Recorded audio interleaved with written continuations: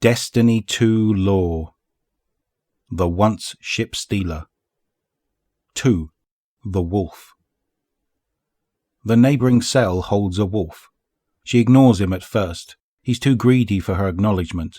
Sometimes he reminds her of the needy dregs that followed her old kell like carrion birds, squawking for attention and squabbling over his kills. What the Elixni have lost more than anything else is dignity. Eventually, the wolf learns to intrigue her. He calls himself Praxis, and he has ideas. But he's young. He thinks every idea he conceives of is the first and best of its kind.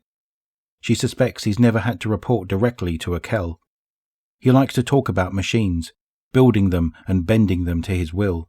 He has a mad idea about recapturing the great machine, binding it in arc wire and making it give them its power. He's been listening to the stories about Gaul. She lets him talk, and she asks him questions. Every question is a whetstone. Every conversation is a test, and it will only take one failure to lose her interest. The great machine made the Elixni great, she says, until it left us. When it did, we were weaker than when it arrived.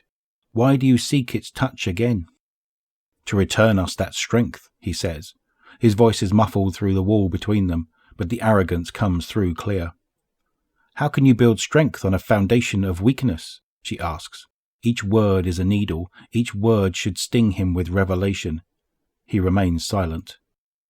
Did the great machine make the Elixni strong, or did it draw out the strength within us? She asks. Again silence. She tilts her head back, looking at the dark ceiling of her cell. Reliance is the greatest weakness. Remember that. You are playing with a child stacking spheres. He's silent so long that she begins to wonder if he was worth her time. Then he says, I will create new spheres. She closes her eyes and smiles.